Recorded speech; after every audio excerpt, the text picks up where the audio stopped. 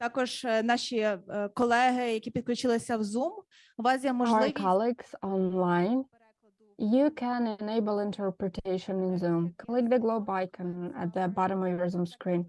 Technical matters.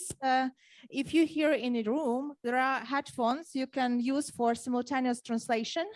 For our guests joining us online, you can select a preferred language for translation at the bottom of the Zoom interface. Отже, шановні колеги, шановні почесні гості. Colleagues, ladies and gentlemen, we are glad to welcome you today at our conference titled Artificial Intelligence and Disinformation. This is continuation of our conference that took place in Kiev 2 weeks ago, and we realized that this topic is really relevant now because there was so much interest to anything that had to do with artificial intelligence, using technology in disseminating disinformation. That is why we decided to continue. And now with our unbelievable experts, representatives of the government, the civil society, academia, and business, we are here in Lviv today. It is true that artificial intelligence is a very timely topic because the war in Ukraine is ongoing. But the war is not only happening on the land, but it is also happening in the information domain. That is why today, during 2 panels, we will discuss how can we regulate artificial intelligence and disinformation? How can we use these technologies in a smart way so that we do not get into the trap of disinformation, so that we can, well, basically it is for the journalists and the content makers, so that we can learn how to use these applications in a smart way. We'll also talk about the legal aspects of the artificial intelligence and disinformation, as well as about the technology. Once again, thank you so much for joining us for this conference. And now I'd like to also express gratitude to our partners, the British Embassy in Ukraine. Thank you so much for your support and helping us organize this event, as well as our colleagues from the Literacy Project Filter. And I would like to give the floor to Ms. Svetlana Yavorska, British Embassy in Kiev. Svetlana, the floor is yours. It's very big pleasure for us to have a greet you on behalf of the British Embassy in Ukraine, from our teams in Kiev, Warsaw, and Lviv. Also to greet you on behalf of our Lviv team who are based here in Lviv. It's a big pleasure for us to host this, to help Anna and the team to host this event today. And big greetings also on behalf of the small program team, small projects budget, which has a very big honor of supporting this very important event of strategic importance for Ukraine and for other countries in the region. And I would like not to take lots of your time, but to wish you a very beneficial, very productive discussions. And looking forward to the result. We hope that it will be very useful to have all these discussions. There is international audience, Ukrainian audience, a lot of interesting issues to be raised. So good luck. And finally, I would like to say huge thanks to Anna and the team for this crucial, very important event which is taking place today, and to wish you the best of success and discussions. And one more point, as there are lots of young people in the audience, let me take this opportunity and to promote, to highlight the very good opportunity now for Ukrainian students. We have announced the Chevening Scholarship for Ukrainian students, and you have 1 month to supply your application forms.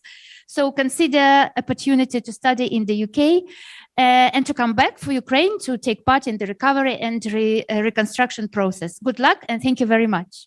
Thank you. Thank you so much. Любі друзі, зараз запрошую наших перших панелістів. And now I would like to invite the moderator of the first panel, Valeria Kovtun, head of the National Media Literacy Project Filter. And the panelists for the first panel, I hope that we're going to have a fruitful discussion. And we'll see you at the second panel. I already have a different mic. Welcome, everyone. I suggest we invite the panelists for the first panel.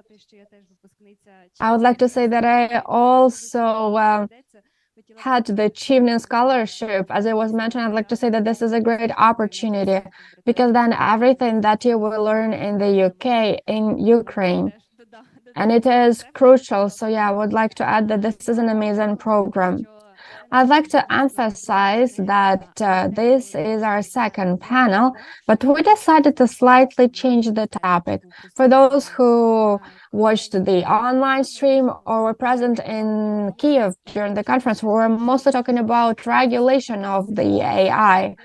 And we focus more on about the evil side of it and how it contributes to spreading propaganda and disinformation. But obviously it becomes an evil thing in the evil hands. And today we're going to talk more about ethical use of the AI and how it can contribute to revealing disinformation and tackliness.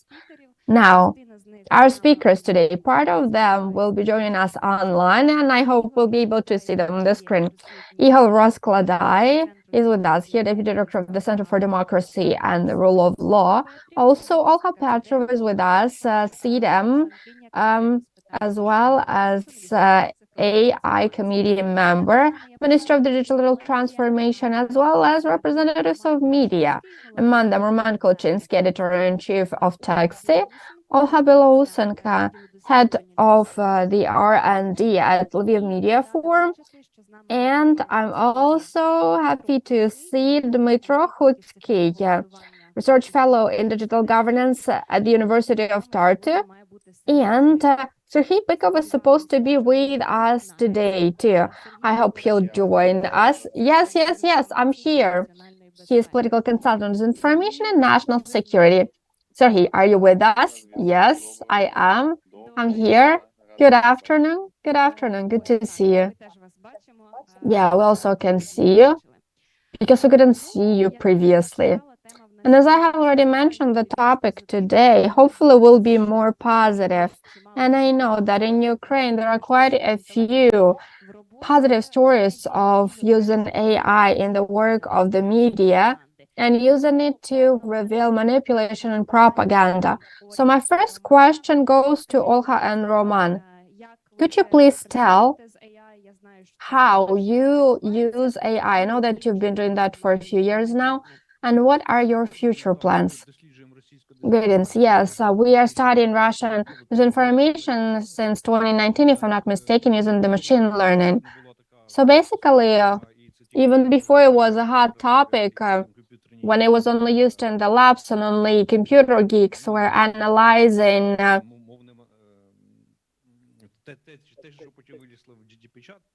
what later turned into the ChatGPT, we tried doing a similar thing. We created an algorithm which was trained to see manipulative news. How did we do that? In fact, it took us 9 months. And this algorithm operated pretty well until the war started, and I'll tell you what happened then.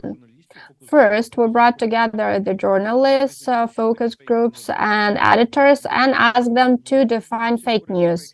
As you know, everyone talks about fake news, but nobody knows what is the definition of the fake news. So there were lots of different articles by various scholars, mostly from the West. Ukrainians didn't study that much back then. And we asked them to make a list of the news that they would never show because they feel that something is off. And we discussed it with them for 2 hours. Based on their intuition, they made a list of 5 items that make news suspicious. Such things as the source, whether there is a source or not, were not included because it's hard to check sometimes, and you don't always pay attention to that. Because sometimes fake news also come from the checked sources. We made a list, and then we managed to give the definition of the fake news, and then we had to train the algorithm.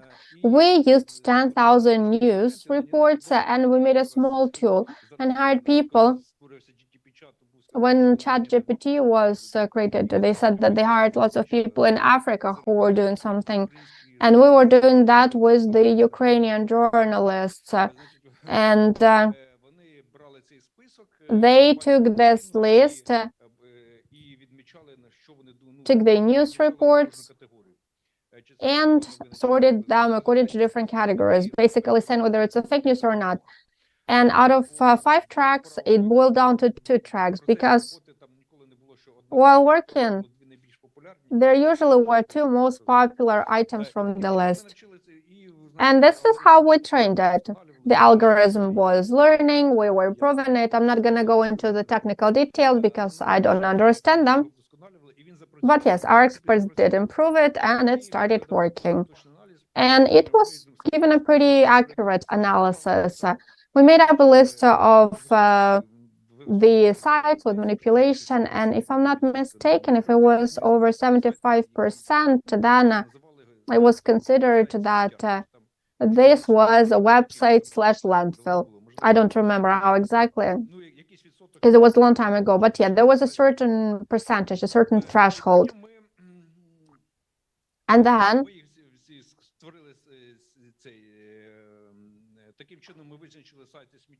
and this allowed us to pinpoint these websites, because when we started doing that, no one paid attention to them. And how did we come up with that? We started analyzing groups on Facebook that were disseminating false information in 2016, but it wasn't seen as disinformation because it was mainly disseminated in the groups of patriots. And there was an investigation that said that Stepan Masura was the one who was managing all of them. His account was hacked, and he lived in Moscow. And when we were working on this story, we realized that all these people and bots, there was a mixture. They are sharing links to some unknown publications. It was terrible. It cannot even compare to Arestovich. And we realized that there are some websites that people are not aware of. Well, not that people are not aware of. Even the disinformation researchers, the intellectuals don't know about. And then you hear some scary stories from the taxi drivers who are trying to share this news with you. So we try to analyze this data set of these junk websites to see how much disinformation there is there. And then the algorithm was breaking it down into various topics. It was doing that automatically. Again, I cannot go into details to explaining how it works because the developer now is in the armed forces of Ukraine. Maybe someday he'll tell us about that. And then in the end, it would give you some end product that a human and analyst would read. And then we made a report about what Russian disinformation was disseminated in Ukraine. But after February 24, all of these junk websites stopped disseminating Russian disinformation in Ukraine. And part of them, well, they disappeared. So it seemed as if it all evaporated. But now we see that it is coming back again. It is coming back from different sources. This kind of websites, again, are popping up. And the important thing is that back in the day, we were using Russian language. So we were basically analyzing those websites that were based in Ukraine, in the occupied territories, and they mostly were Russian language websites. Presently, we start seeing that there was a lot of the same Russian disinformation and fake news, but it has already been disseminated in the Ukrainian language. So our plan is to change this algorithm to train it from scratch, because even though it's artificial intelligence, this is not a real human being. You have to keep training them. Another thing is the context changed. Whatever fake news were disseminated before February 24, And now, after February 24, 2022 is different. So you have to retrain it, even if it will keep working with the Russian language. But we also want to train it to work with the Ukrainian language, because there is more and more disinformation and fake news coming from Russia in the Ukrainian language. There is also YouTube. Well, of course, YouTube is trying to block it, but still, even despite there are lots of fake news there. Also, there are tools that can allow you to turn audio into text, and you can analyze it then. There's also TikTok and Telegram. So the possibilities are expanding, and before we used to have one algorithm, and now we have to have at least a few in several languages, so that will cover a few programs. Thank you so much. I'm confident that Olga also has something to share. For example, you have mentioned that you have to retrain it, and I think that during the war, the narratives are changing dynamically, and they are trying to trace the moods in the society in Ukraine, because the AI cannot pick this kind of narrative, so you need people who live in this context. Well, in fact, globally, the narratives do not change. The narratives that the Russian Federation was using in the past, and we was using different narratives, and the narratives remain the same. But what actually changes? The messages change, and the means to convey those messages change. It was very important to note what Roman has just mentioned. The fact that after February 24th, 2022, the narratives changed, and this form of disinformation changed, as now we see that there are fewer pieces of news in the Russian language content disinformation in Ukraine, but in fact, Russian disinformation became even stronger. So in the past year and a half, we've been working on this issue, and in my previous work, I was doing the study, and together with the detector media, we carried out the study that was called the Kremlin Hydra, and we made the list of 300 Telegram channels that were propagating Russian narratives, and those Telegram channels were not only Russian, but some of those had been labeled by the security forces of Ukraine as supported by the Russian security services, but they were also the so-called occupiers Telegram channels that were propagating their messages into the territories that have been occupied recently, or the territories that were supposed to be occupied by Russia but were never occupied, or the liberated territories that had been under occupation. While carrying out that study, we've seen how much effort Russia put into the preparation, into laying the groundwork in terms of the media environment and information in those territories that it wanted to occupy. So the messages that we used now are not operational. The ones that were targeted on Kyiv region, Chernihiv region, and Kharkiv region, but some of those Telegram channels remained. For instance, those that are targeted on Zaporizhia and Kherson regions.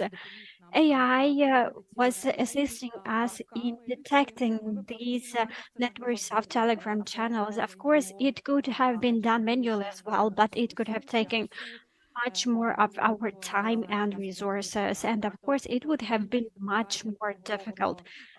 Therefore, getting back to your question, why we should speak of the AI not only as a threat, but also as a partner that could be helpful to us, I believe that the social network analysis could be improved considerably with the use of the AI, as Telegram, for instance, in Ukraine enjoys a lot of attention. There are many think tanks and groups of researchers who are focused on Telegram.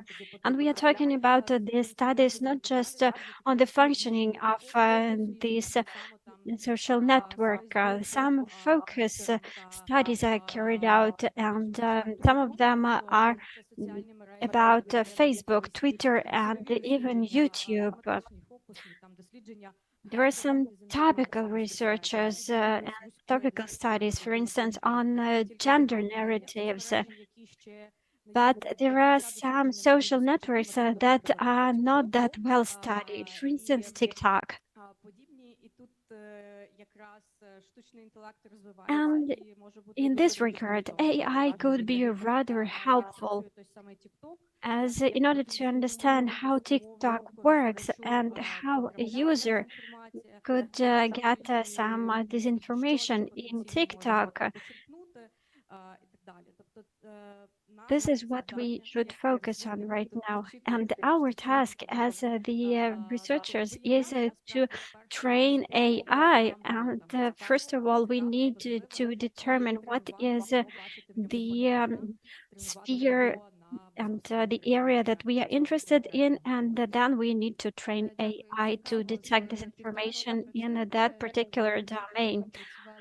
Thank you. It was very interesting to hear about that that study. So for a year and a half, you've been working on this phenomenon, and maybe Igor will tell us more about the narratives themselves.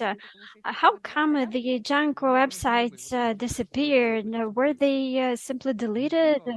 Oh no, they did not disappear. They just got scared and they stopped disseminating the disinformation, Russian disinformation.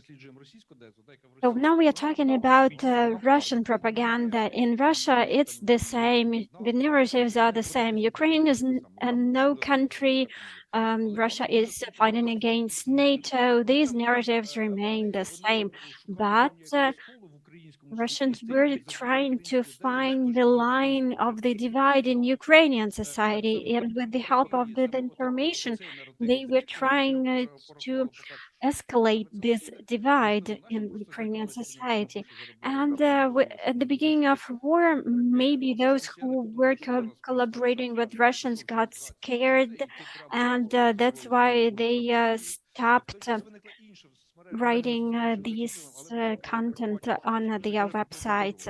But we have seen that these websites have not been closed. For instance, before the invasion, there were many groups created that were as if patriotic, but they were sharing the information about the negative state of affairs in Ukrainian army. For instance, we have seen some prompts for this disinformation.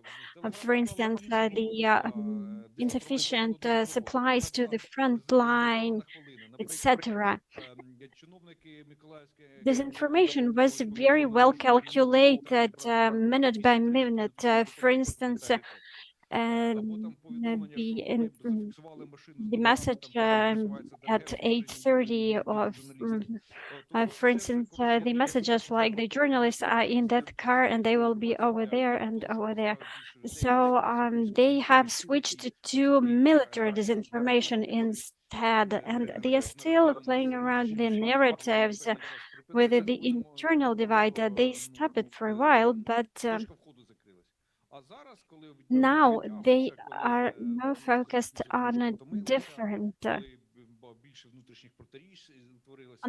narratives, as now we see that there are some controversies inside Ukrainian society, and yes, they are trying to polarize the Ukrainian community. Igor, do you have anything to add? Yes, I would agree that they switched to the Ukrainian language, and we are hypothesizing that they are now working from Arbat, and they have studied the Ukrainian language. And they have changed the technologies, and those one-day sites, single-use websites, for instance, when there was the bot network for their catch,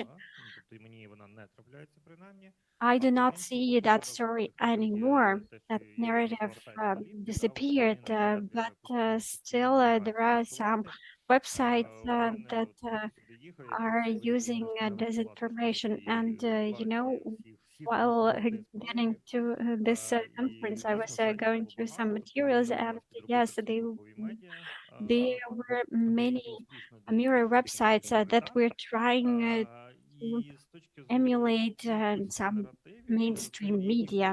And from the point of view of the number of narratives, there were quite many of them this year. And some of the topics have been the priority for quite a while. For instance, the fights over Bakhmut, or for instance, the counteroffensive of the Ukrainian army. The weapons are lacking, or there are memes, for instance, with the medieval statue, and when there is the title like, "Oh, you talked about it so long, but I'm not impressed." So it's about mocking and laughing at these narratives and memes. But if we are talking about AI, how can it help us in terms of what currently could be only done by humans? What could be only detected manually, and what is seen only to the human eye? Well, I'm not an IT guy myself, so I'm speaking from the perspective of reporting of this disinformation. We have 5,000 links that we detected, and some ads with disinformation. I haven't even counted those. But I believe that AI tools could be used with a certain markers. I'm not talking about context-based search, but I'm talking about the types of images, something that could help us generalize, as most disinformation is actually deleted, but not right away. This is the biggest concern in my view. When the disinformation is posted, 24 hours later, it appears on the ads, and only one day later, it is deleted. But currently, all these pages are created using the same sample. These ads are using 3 or 5 words like abracadabra, online shop. I think that this is the pattern that is rather easy to be detected. Another pattern is to use some fake names, for instance, Ksenia Danilova. And I think that using these features, we could be able to detect those, and AI could be able to detect this information. But I think that Meta is very much profiting from the situation. And there is a problem with malinformation that is not properly covered, and my colleagues touched upon this issue. One divide inside Ukrainian society is used in order to polarize the population. For instance, featuring Ukrainian soldier who has lost his limbs, and he's criticizing Ukrainian commander-in-chief. And these videos that are actually true videos are used by Russians, and they are then shared multiple times to increase their coverage. And this kind of information is difficult to delete, and it may take days before it will be brought down by the platforms. I would like to add on how we could detect Russian disinformation in big data sets. Lviv Media Forum has this study on countering Russian narratives in Western media. While preparing that study, we were using the reports from Let's Data and Detector Media. And those reports were drafted with the help of the AI. And the media discourse was used. The narratives about Ukraine were analyzed in over 30 countries, if I'm not mistaken. That was the report on disinformation, and that was the analysis of media discourse. And the toxic lexic was used, for instance, Kiev regime, or the Russian spelling of Ukrainian cities, for instance, Odessa with a double S, etc. And we had the long list of these toxic keywords that were helping to detect potential Russian trail behind this content. But it doesn't mean necessarily that this is the Russian narrative or Russian message, but it also helped us to understand that media in many countries are using Russian media as the sources of information. And they actually use them as the source of information. They refer to them. Meanwhile, in Ukraine, we do not use them as the information sources. And they are simply, those Western media are simply borrowing the terms and the words and the spelling from the Russian sources. Контент-творці зараз багато з Well, also it is used by the content creators a lot now because these instruments rapidly all appeared, because I keep seeing on my newsletters and media also mentioned that they were using AI to create text and also for the picture generation that were unethically used to mention the war. And it was done not only by the ordinary content creators who do not have millions of followers, but even some of the government units, communication units of the government were doing that.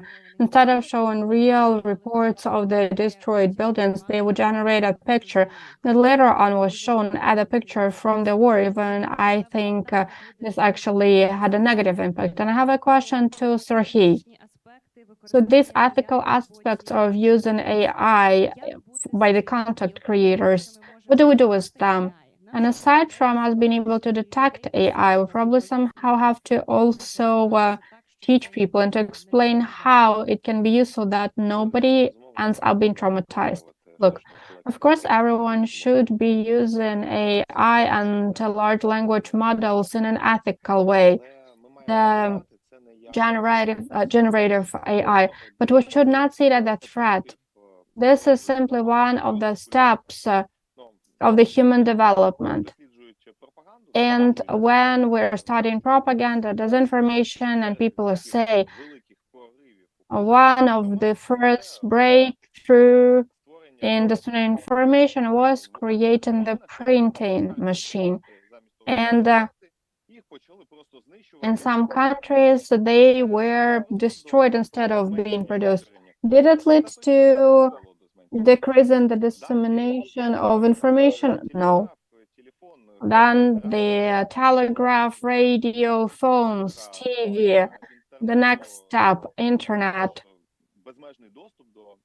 and our unlimited access to this World Wide Web.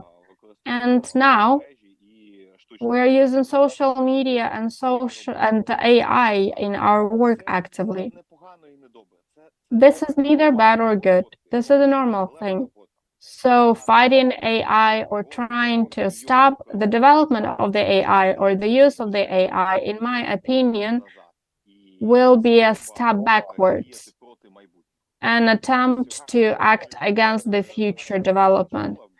The Harvard School of Business recently published a study in September that even business consultants that are using the generative AI are more efficient. There are two models of behavior, two usage models that they're talking about, Cyborg and Centaur. Centaur is using the strongest possibilities of AI that are augmented by what the human does, and a Cyborg, when you cannot say unambiguously whether it was created by a human being or by the AI. So basically, it is all intertwined and interconnected. So we cannot say that we can somehow stop something. I strongly doubt it. But speaking about disinformation and the AI, and when we look at it as a kind of a threat, I think the best thing is to look at the national security strategy, because it responds lots of questions, as it is relying on three main pillars: resilience, countering resilience when you are responding to this threat, and us interacting as the individuals and states interacting. And I think the important thing to emphasize here is that we cannot say that something is 100% true. Such is the reality today, when the reality does not exist anymore. To objectively say whether a day was good or bad in Kiev, we have to look at the opinion of all Kievans, and only based on that we'll be able to say there was a good day or a bad day. So we are talking about building social conventions, about what is the right thing and what resonates and what we perceive as truth, as opposed to what we do not perceive as truth. And this is how we build the cognitive immune system. And I think that this is the direction that we should head in, and strengthen the signal coming from the state institutions and non-state actors, who will also support building resilient new social conventions, and that will help us to be protected from disinformation. And of course, the AI technology can also be used for that, so that you can convey it to as many different groups of target audience as possible, so that you can shape huge social conventions. But Mr. Anderson, the well-known political analyst who passed away in 2015, his most known monograph is called Imaginary Communities. And he mentions one important message, in my opinion, which is about what differs humans from the nation, or what differs tribe from the nation. Nations are tribes that are reading the same books in the same language, and therefore they have a common worldview. That is why we have to build these new social conventions and not allow the opponents to build their own resilient social conventions.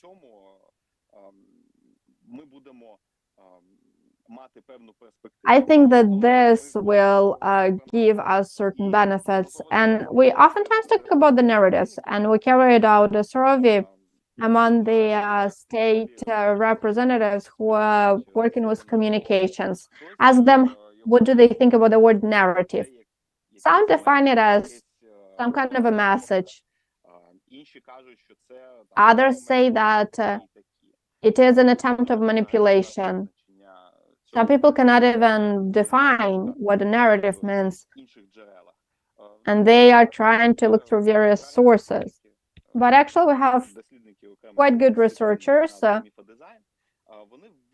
who are working with myth design, and they have outlined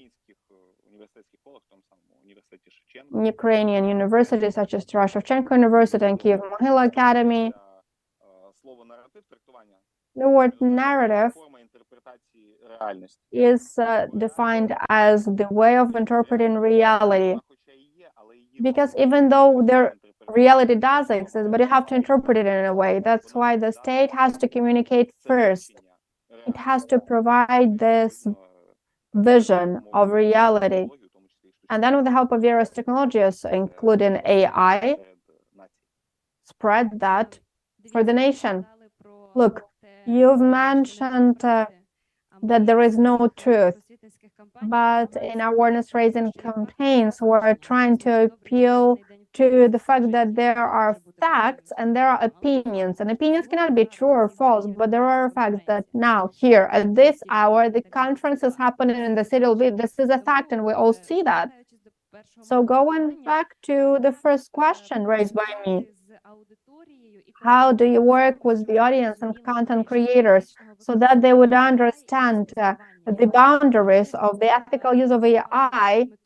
And maybe Dmytro will also help us find an answer to that question. Are there ways of efficient awareness raising? And can we induce content creators to use the AI in an ethical way? Well, first, I agree with Serhiy that there are some conceptual issues. For example, in Ukraine, we're used to calling everyone bots. That bots always disseminate disinformation, but there are three categories abroad: bots, trolls, and cyborgs.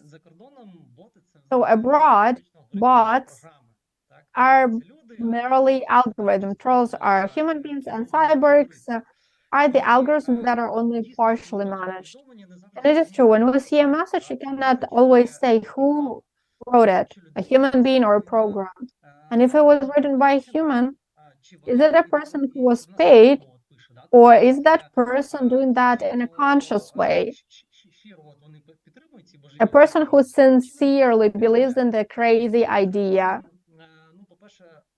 And that is why we have to first understand who it is and then work with these different categories in a different way. So these are people who are working on a salary. As colleagues have mentioned, it should be made expensive, or as Igor said, that maybe you should lead to some reputation loss so that maybe they will be out of business. Or these are people who sincerely believe in something. This is more difficult because they are the tools for the propaganda. And this is a long-run effort. In Estonia, where I presently am, they realized that the Russian-speaking audience is pretty peculiar, and they launched state-owned Russian language channels, and it brought the results only years later. And we're talking about the percent, if we're talking about the change level. So there should be the campaigns by the civil society organizations, by the state. The reputation should matter so that people would understand that whatever they do will have consequences. I would probably also like to hear opinion of my colleagues, because this is a very complex matter. Maybe Olga could add which tools can be used so that we can tell that the content creators are doing it ethically. You know, maybe something simple and something more sophisticated that can be used for the state or larger players. Okay, regarding the tool that anyone can use, the tool from the Microsoft that helps you define whether there was any interference in the video, and there are such tools, but also many technical experts are saying that gradually it will be more and more complicated to discover this kind of contact. That is why we should also remember that the enemy understands how we are doing what we're doing. We're organizing different forums, different panel discussions about how to tackle disinformation, and we'll start recommending various tools that can help us. And of course, we can recommend some tools to the ordinary citizens. But the enemy can also do the following. They can also create such tools which at a first glance help us to see the difference between propaganda and no propaganda. For example, recently, a well-known Ukrainian IT media outlet spread information that now in Ukraine, an app helping to detect propaganda on Telegram and other social media was developed. I decided to give it a try, to this app. Well, this is not an app. This is just a page, and I open it. There is very little information on that page. And to try, you have to give consent, click next, and I used 4 posts with Russian propaganda. And on this app, all 4 were marked as the ones that do not contain propaganda. And Russian actors in this game can say that they seemingly want to help us, and we might think, wow, amazing startup. But on the other hand, we're only gonna do more harm to ourselves. That's why we have checked in a different way. And this is what we were talking about during the first panel discussion. And as today's event is a continuation, I think that we should mention it once again. Every person, every individual should understand that they are responsible for how they are consuming the content, because this presumption of a lie will be becoming bigger and bigger. And we do not yet know whether there will be intellectual agents who will be checking everything rapidly, check the authenticity, reliability of the information. This is the question to the technical experts. But there's the other side, which is awareness raising, and we should engage in it. We have to demonstrate how fast the AI system can create disinformation. And a very simple example is the thing that was developed recently. It was developed by an anonymous developer for 400 USD. It took him 2 months and a ChatGPT. He created an entire disinformation machine, a website that you can get access to only if you tell what kind of person you are. I told who I am, and then give me a password, and I could see what is available on that website. Why is it so secretive? Because then other people cannot access this website. They cannot read this absurd content, and oftentimes you read it and you start believing it. Even when I was reading it, I realized that it looks very trustworthy. And the website also looked very reliable. The articles, the profile pictures of the journalists, the comments are all generated. The website looks perfect because it was, all of it was generated by a person who has background in this. And what do we need now? We should not only try to constantly block, detect, but we have to also show people that they themselves are responsible for how much they trust this information, and nobody should do that instead of them. And the project that I have just mentioned about this disinformation machine that was created at a price of 400 USD, the end goal was to demonstrate, to show the people how easy it can be done. And now in the nearest future, the entire internet might be made up of this kind of information. And for example, previously we mentioned so-called negative experience, shame. We have to also emphasize that, for example, when a person sees that, when a person understands that the amount of such content might be increasing, and the person remembers the negative experience way better. That's why we have to do that, and we have to keep demonstrating it. Продовжу думку і повернемося до Романа. Just picking out on that thought, and then I will give the floor to Roman.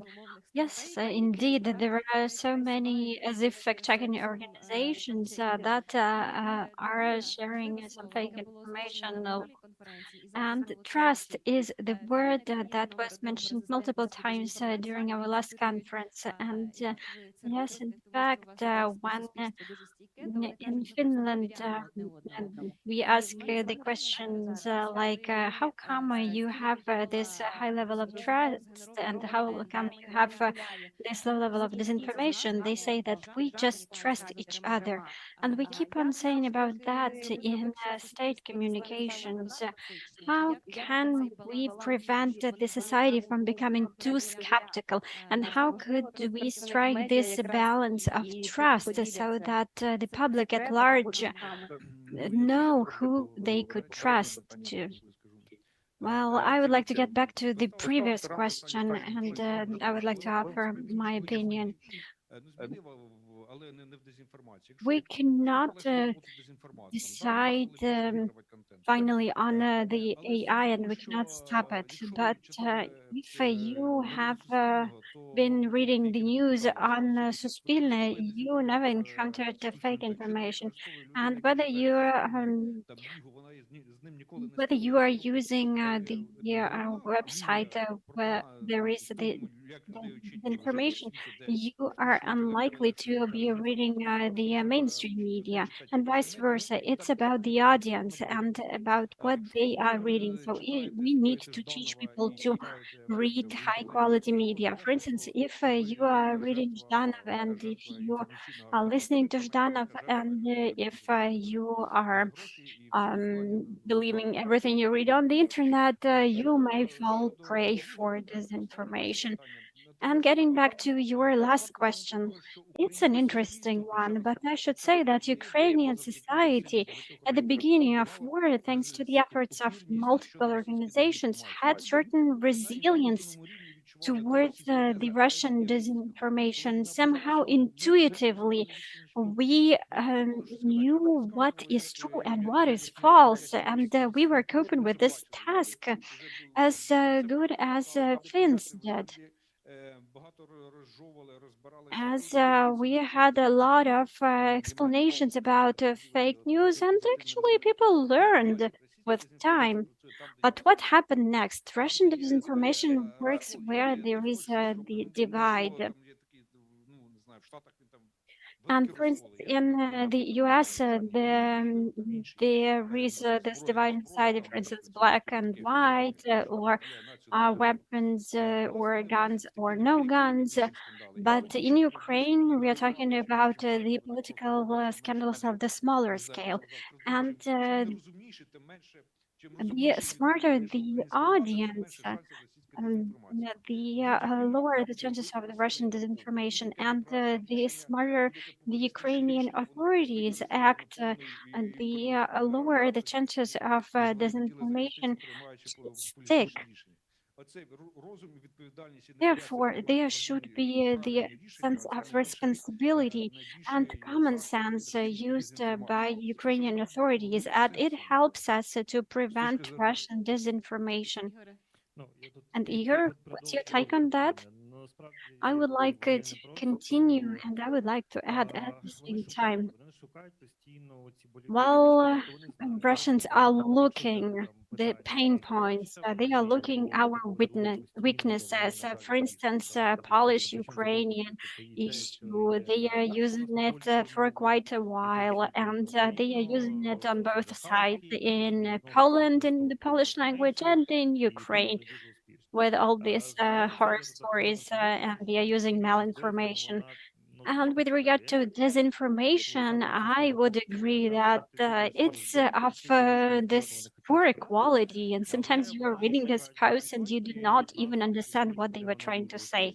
But they are trying to find the pain points like corruption. And this is the topic where they are very successful. They are propagating the narratives about corruption, and now they are profiting on it. For instance, in spring, the narratives were mostly about the religion, the Orthodox Church, Bakhmut, but currently it's more about corruption. There was this funny picture with Zelensky as as a monkey, and they misspelled the word corruption. They spelled it with 2 R, but it's just 1 R in Ukrainian, and this is how we knew that it was fake. And of course, some journalists even fall for this disinformation, because this topic is very resonating, especially if you are talking at this about the small local level. So what should we do about it? Apparently, what is lacking in Ukrainian authorities is the way they communicate, the correctness of communication. For instance, recently there was a case of the use of the services, public services, and they communicated the news about the service in such a way that bloggers were laughing at it, and it took me a couple of times rereading these news so that I could make sense of it, and I suggested them just to rewrite that news completely, and we did that. So some officials are using this language that is not clear to the average citizens, not because it is incorrect, but because they are using the terminology, the vocabulary that is just too complicated and too official. You need to explain in simple words, and that is one of the means of increasing the resilience. If you could tell to the public that, okay, let's test this terminology, or let's test the way we communicate, this might be an option. As reading what the officials have been said, quite a few years ago, I've decided that yes, we are on the same side. It's just the way we communicate that is different. So we should not split hairs here. We need to establish the trust. We need to build the institute of trust. It should be institutionalized. There was a concert back in the days, the concert that was held in Maidan. And I think that if we put the videos from that concert on Maidan, that would cause a lot of upheaval in the society. And it would cause a lot of public outcry, because some officials have been supporting the Party of Regions on that concert on Maidan in Kiev. All right, let's talk about the forecast for the future. Now there is a Pi app. Have you heard about it? It's personal assistant that was developed by the former founder of DeepFake. And this is the personal assistant that is giving you your story. So it knows where you logged in, and it knows what is your emotional state, and this personal assistant does not interfere with your personal relations. So there is a disclaimer that I'm not entitled to help you with your personal relations and your private matters. But this is something that we have to accept, as probably in the future these personal assistants might become a norm. So how do we prepare for this technology? Up to 1 minute time limit to all of the speakers. Well, I'm trying to draw the parallel with the protection of personal data, but I'm not sure whether it complies or not. But when I asked Bart to analyze my Facebook profile, Bart told me no, it's not allowed. It's prohibited for me to analyze personal data. So this assistant that you mentioned, it should be under the stringent regulation of GDPR. And yes, I agree that AI is a tool. For instance, a hammer is a tool, and probably many people were killed with a hammer. Many people were killed with a knife. And these tools were used for centuries. The bigger question is whether we want to give AI an opportunity to manage us. I like a lot of tools and some interesting devices until it starts asking me, are you sure? Are you sure? Maybe you should think about it. Я гадаю, що зараз вже є досить багато інструментів, якщо ми їх разом об'єднаємо. There are quite a few tools right now, and if we combine them all together, they have already been present in ChatGPT. And we can enjoy communication on different topics. And I know some people who have some ideas on startups, and they ask ChatGPT to behave as the product manager, very strict product manager.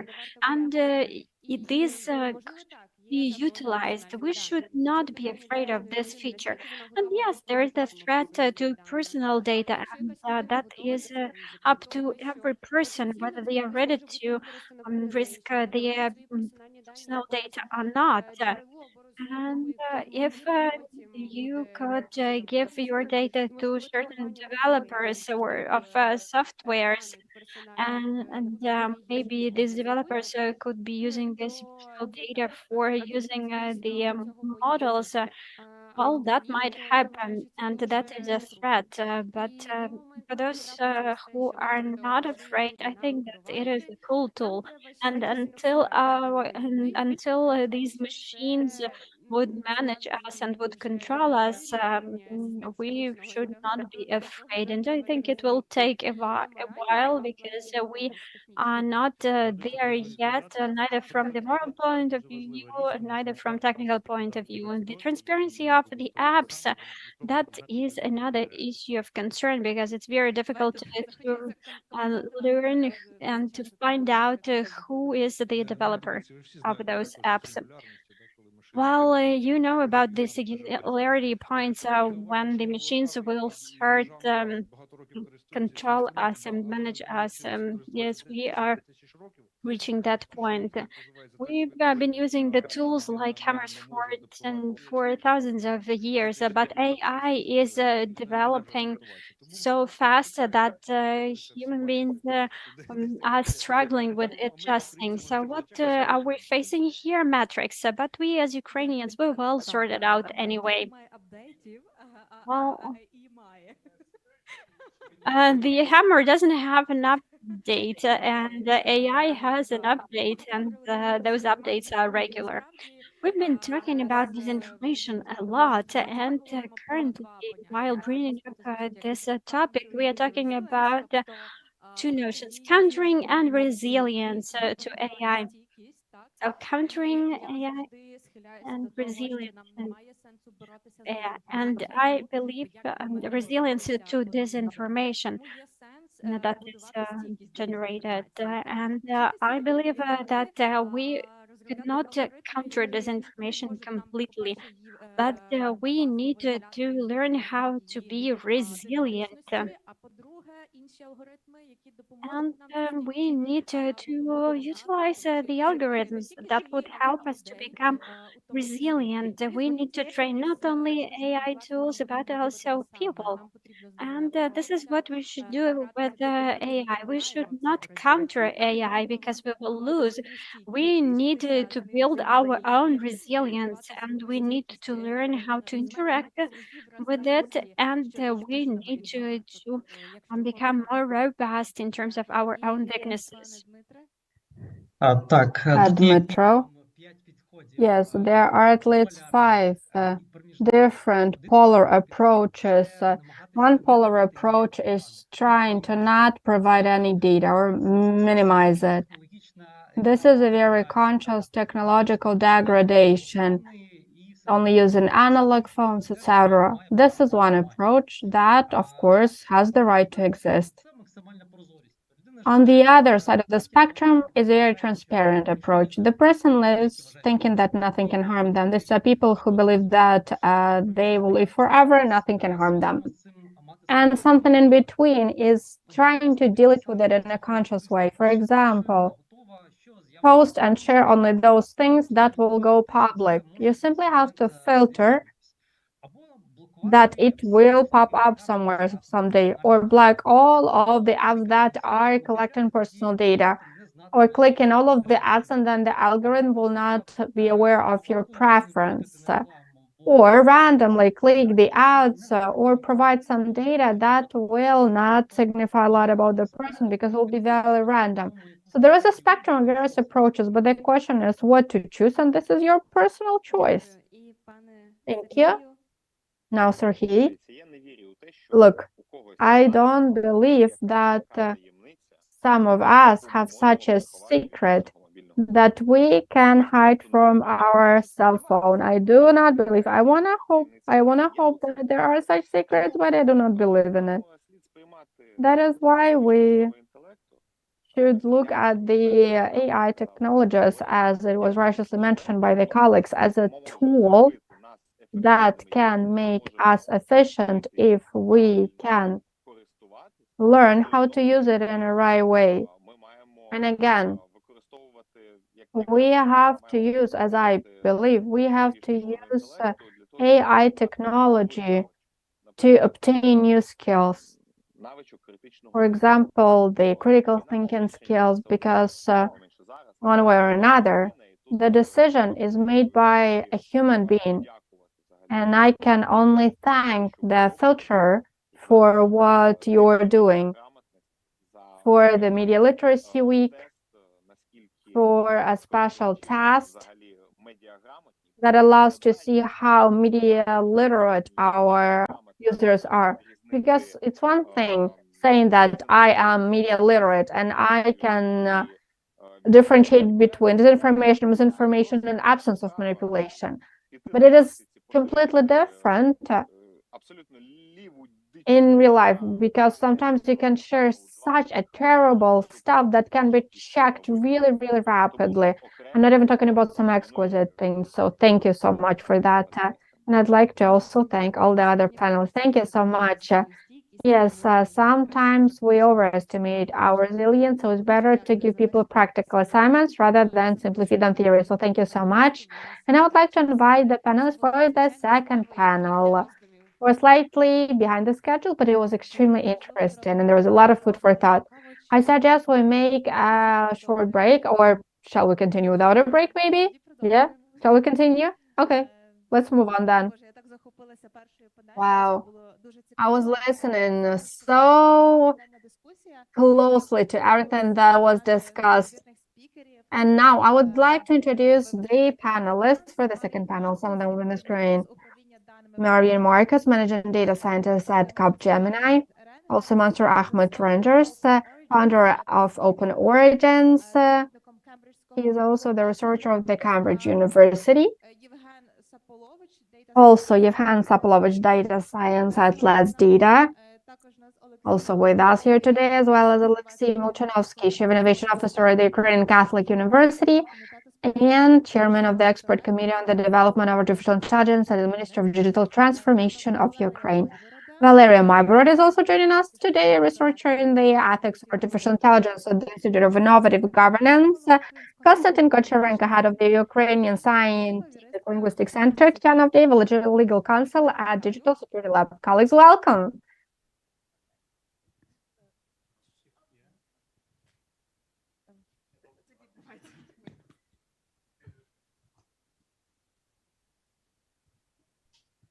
Так, хочу, можливо, в нас є наші колеги долучені онлайн. I believe that some colleagues have also joined us online. Can you see us? Marie and Marcus, can everyone see us? Can everyone hear us? Last time in Kiev, we had a very nice chat with you about the AI technology. We realized that AI can be both complex and simple at the same time. And now we're going to talk about such an AI as generative AI that is learning on the basis of the data that is being input into it. And I would like to talk more about the tools, about how can we use these AI tools to tackle disinformation. What we can do, what can the government, what can the society and the business do to tackle disinformation with the help of the artificial intelligence. And here's my first question to our expert online, Martin Marcus. Marcus, you are actively debunking fake news starting in 2007. The disinformation landscape this year changed a lot. There were leaks, such as WikiLeaks, that happened a few years ago.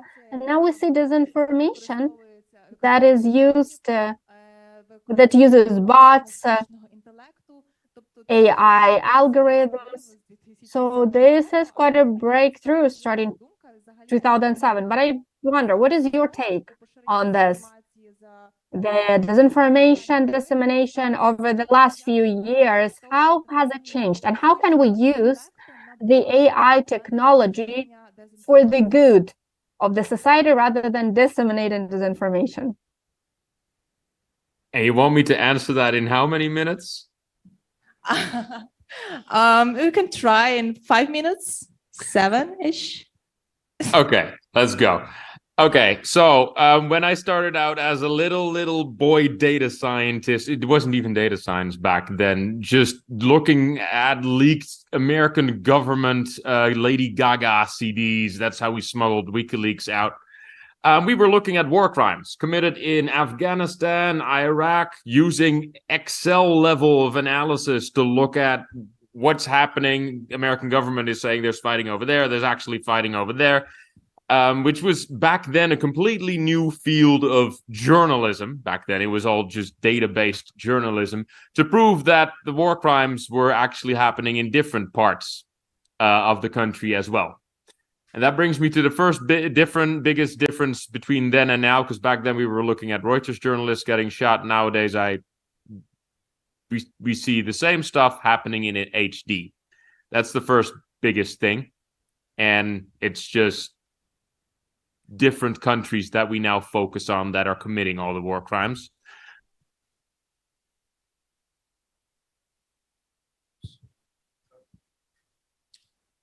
Hi.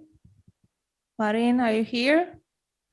Just some internet connection problems.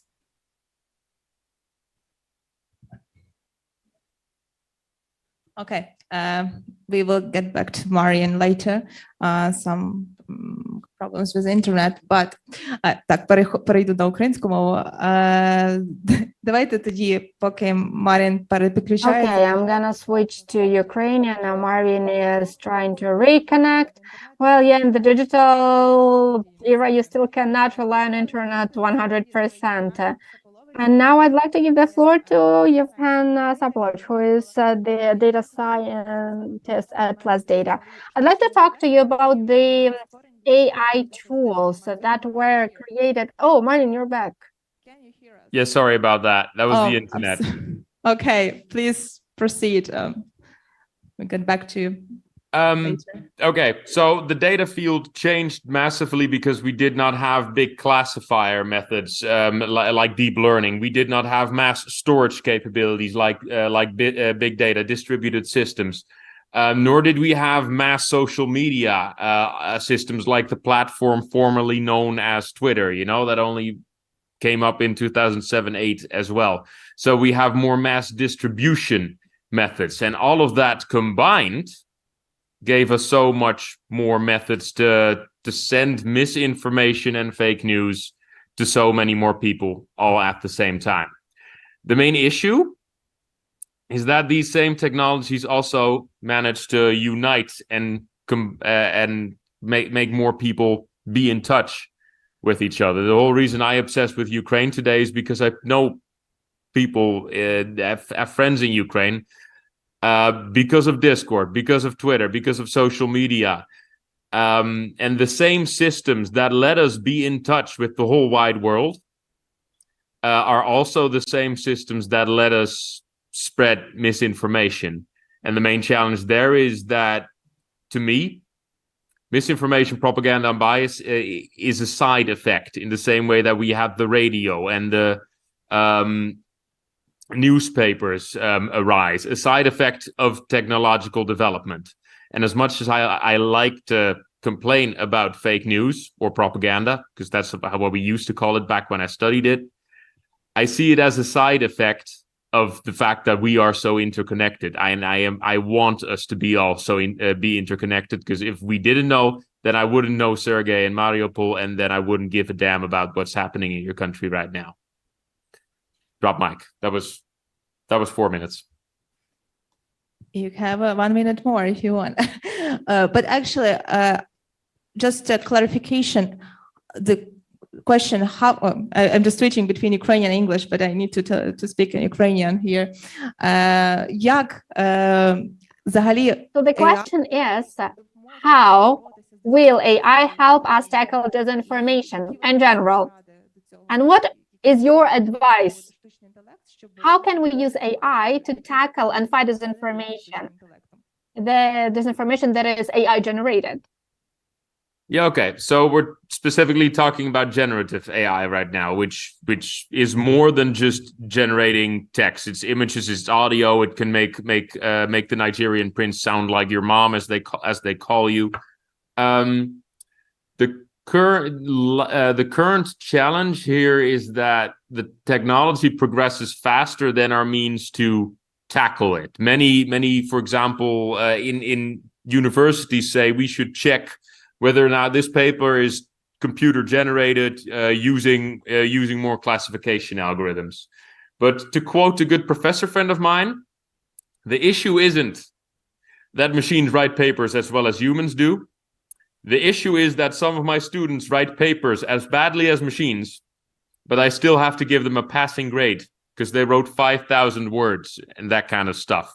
Because we today still judge papers and academic writing by outdated standards, in the same way that we used to judge high school students for bad writing, bad spelling, bad handwriting. But we automated all of that away using Word, typewriters, calculators, and we can't solve, and we mainly now focus on different things to solve. We focus on the actual writing and the rewriting and the quality of the writing, rather than whether or not it is machine generated, because we will all use machine generated content more and more in our work from now on. So I'm not saying we can solve this thing using AI, but as we humans become more used to working with it, we will be able to tackle it more easily as well. Just ask yourself, how many times a day do you use Google? Google used to be cutting edge new AI search engines in the 90s. Nowadays, we think it is normal. It's a daily, everyday thing that we use. Because Google search engine AI has become so entwined with our daily lives that we don't even recognize it as AI anymore. So the biggest problem is that whatever AI we use to solve this issue, we will soon no longer consider it AI. Or as Larry Tesler wrote in 79, AI is whatever machines haven't done yet. Oh, thank you so much. У мене далі питання якраз до Євгена. I have one more question now to Yevhen. And I started asking a question about the tools. And now there are many tools that are used to detect manipulative content and disinformation. My first question is, how can the stakeholders, tech companies, governments, civil society can collaborate, can unite their efforts to make such tools more efficient?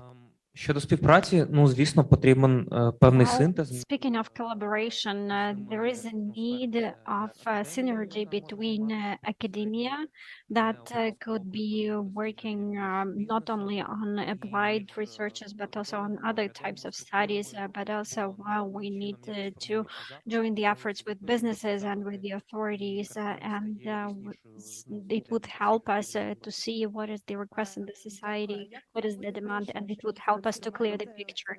But how could we make sure that these tools, and could you share Let's Date experience, that these tools help us to detect disinformation? How could we be sure that they are accurate and that they are reliable? First and foremost, I should say that disinformation is just a part of the spectrum of information that is fraudulent, that is fictitious, that is manipulation, or that could be gossip or allegations. And there are some other subtypes of this phenomenon of this malicious information, be it in business or in the sphere of public administration, or be it information warfare. When we are looking into certain narratives, we are working with all these phenomena combined, and we have already some tools that help us to pass on this as data to AI, for instance, to discern between the factually inaccurate news and to detect manipulations. But we need to rely highly on human expertise on this effort, as Facebook and Meta, they have the program third-party fact-checking, and they are using their own technologies in order to detect certain posts that cause concerns, but later on these posts are passed on to the fact-checkers from third parties to do the verification. Therefore, we do not have 100% trust in automated processes. Therefore, the mission of such tools to counter propaganda, to counter disinformation, misinformation, is to look into big data sets, big arrays of data that could not be carried out manually. We cannot look into all those data manually. We need to be assisted by some tools, by machines. And we are talking here about summarizing text, something that helps us to make the summary of, let's say, 10,000 posts on the internet that could be analyzed. And there are many options how we could detect some abnormalities. For instance, there is some Telegram channel that is not that popular, but then one post appears that makes it very popular. This could be detected with certain tools. Therefore, we could say that at this point in time, we do not have highly accurate automated tools to detect disinformation, and we still need to do it manually, and we still need a human in the loop. Yes, indeed. We have a certain progress in this regard, but this progress is rather limited to synthetic data sets and to certain narrow tasks. As to cope with the whole scope of malicious information, we still need the experience of humans. Well, it's very interesting to learn about that. And now I have a question to Alexei Molchanovsky. I was wondering, what is the situation in Ukrainian government right now? You are working on the committee on artificial intelligence at the Ministry of Digital Transformation. So what are the recent developments in your committee? Thank you very much for having me, and I was very glad to take part in the conference in Kyiv. While I'm not a representative of government, I am cooperating with the committee at the Ministry of Digital Transformation, but I'm providing consulting services when requested by the ministry.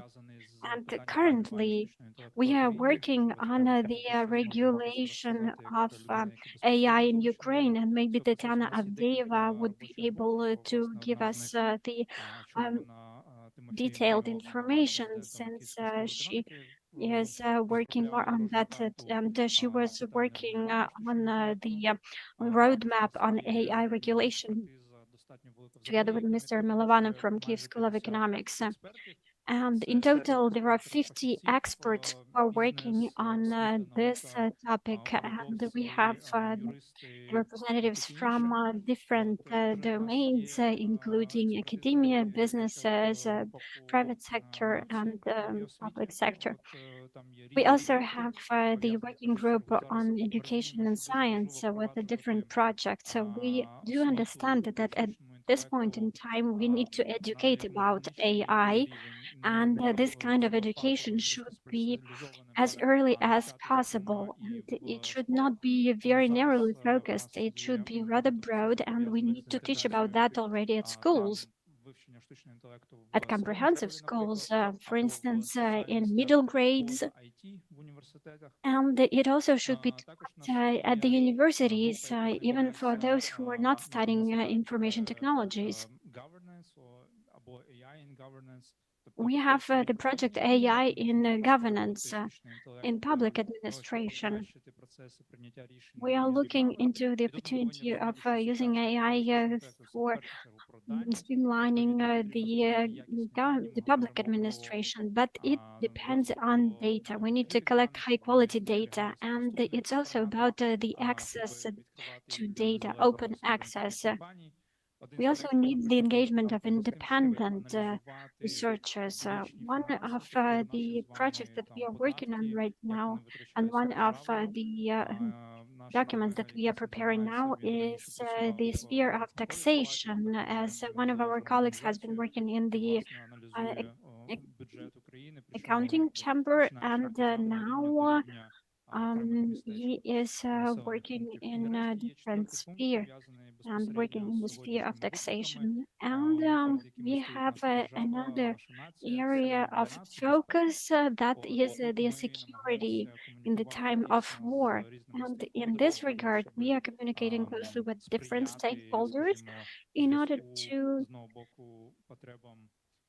meet the demand of the defense authorities and law enforcement bodies in Ukraine, but also we wanted to connect their demand with the expertise that already exists in business. Thank you very much for your efforts. I hope that you will have even more experts on board. I have another question to you. In Kyiv, we discussed the hallucinations in AI, and now I have the following question. Given that AI could recreate the bias that was included into the input data, how could we prevent the biased output data from AI? Thank you, Anna, for this question. Speaking about the bias, well, we should work with data. Of course, it is contained in the data, and we need to work in this area like responsible AI that is quite trendy right now. And this notion is about the removal of this bias and how could we diminish this bias. But basically, it is all about the well-known algorithms. But it is still work in progress. And the public awareness matters in this regard, since we need to bring more light to this issue. You cannot keep on operating as you are right now. We cannot keep on doing business as usual. We need to make an effort for the future.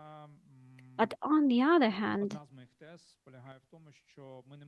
I believe that we could not expect to have the systems that would be completely unbiased.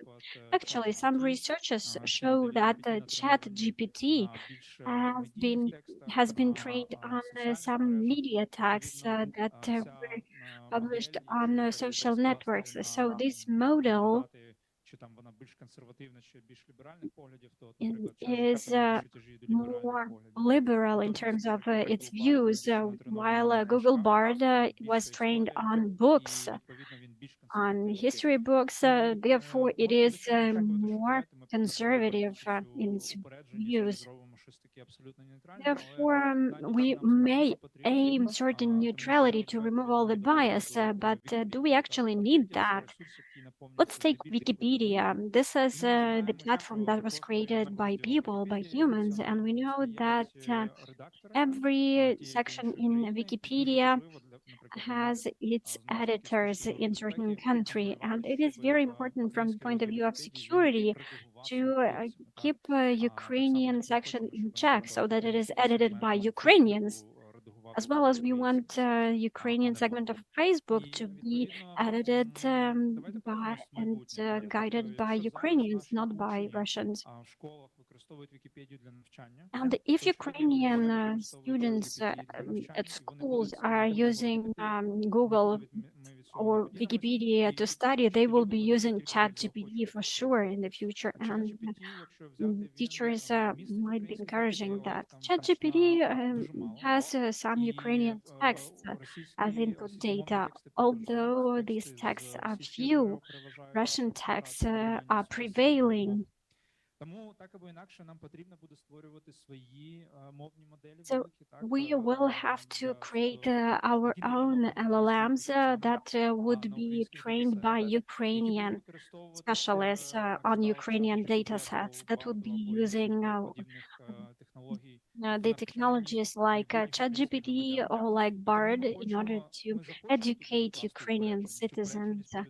And we want it to be biased in terms of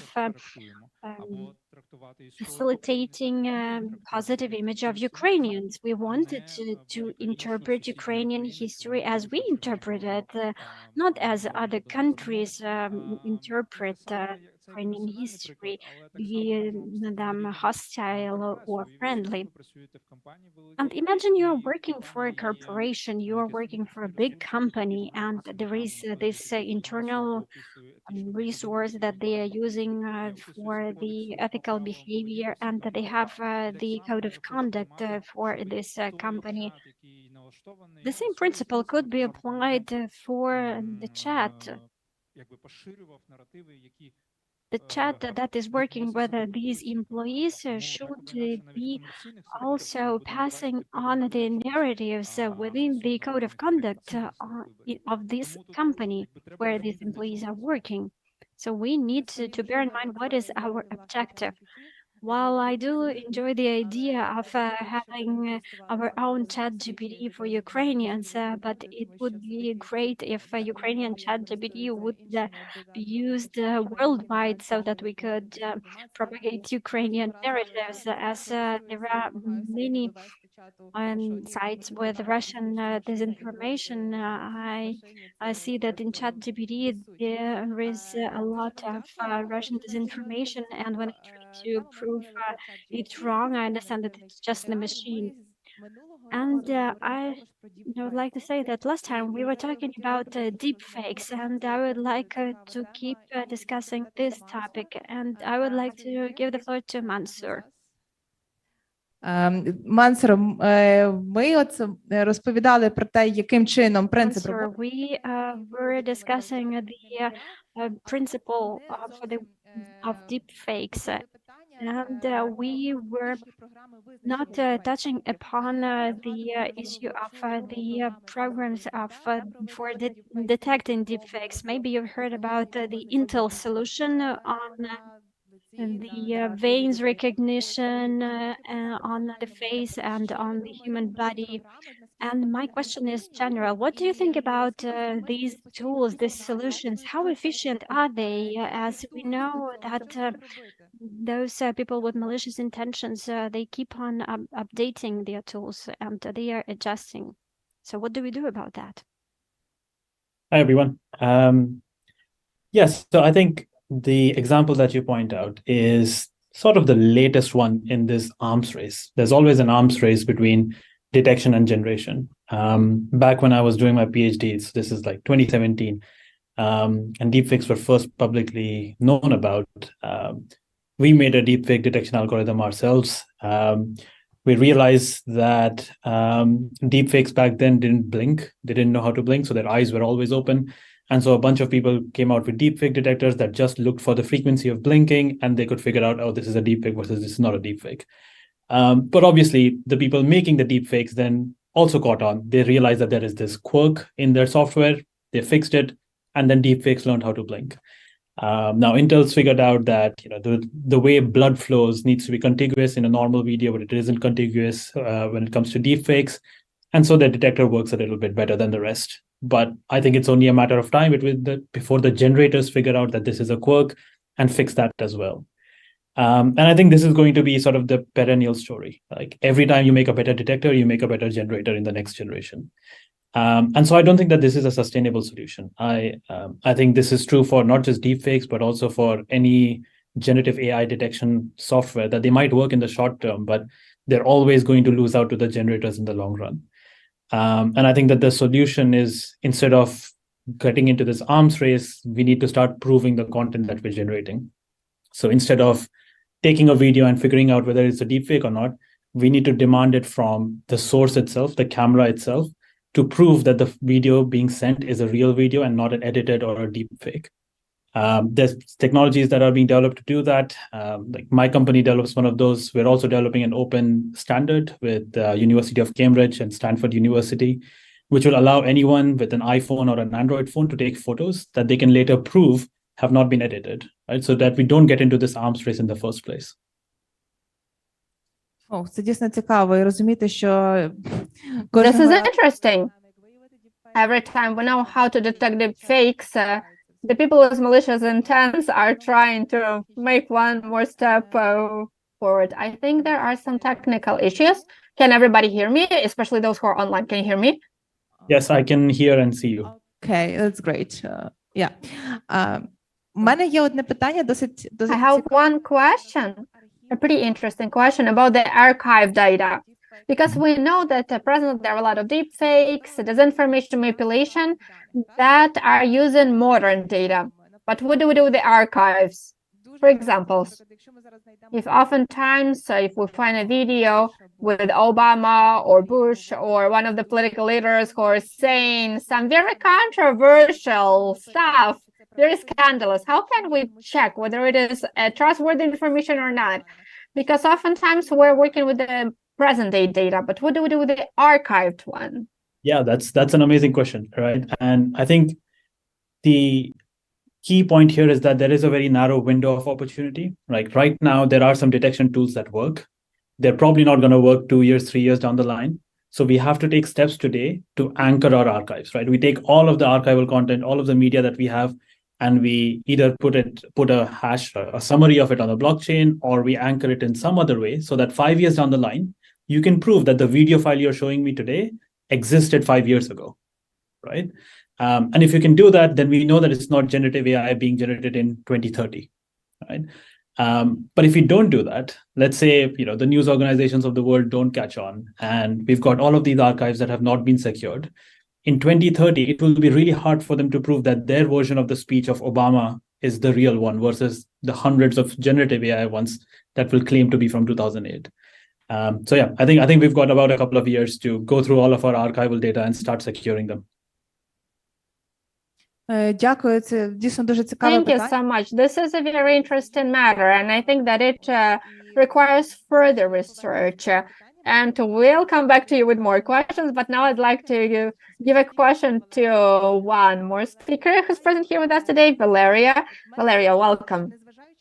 I have a question to you. Even despite how exquisite AI is with some texts, but what differs it from the human brain, and how does this impact our interaction with the AI technology?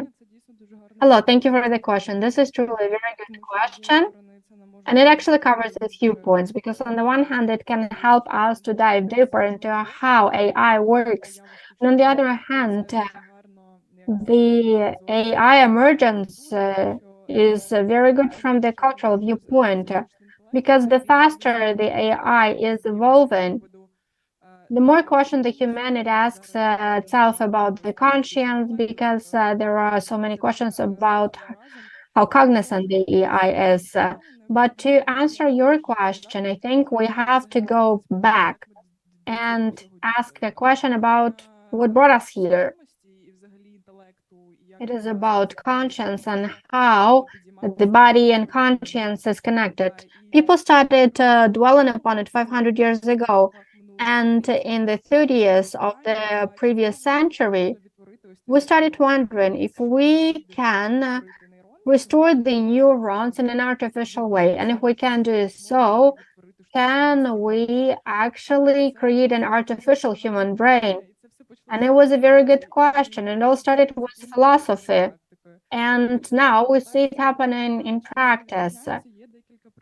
So, speaking about the difference, there are several things that are different.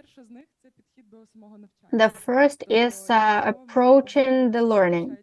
If we look at how the human being learns, if we simplify it, there are two neurons, and there is the neural network between them. And every time you are perceiving some information, this network becomes thicker and thicker and thicker. And this is how we are perceiving and learning some new information from the biological viewpoint. And if we look at how the artificial intelligence works, it is not the same model at all. For the AI, there already is some data that has been input, and the AI is making generalization based on that data that was put in, so it can make some conclusions about the incoming data based on what it was fed previously. And one more thing I'd like to mention is that a human brain can engage in multitasking, and it is a very interesting thing, because the AI cannot reproduce it for now, and I don't think that it will be capable of doing that. Our brain is asynchronously working at the level of the neurons.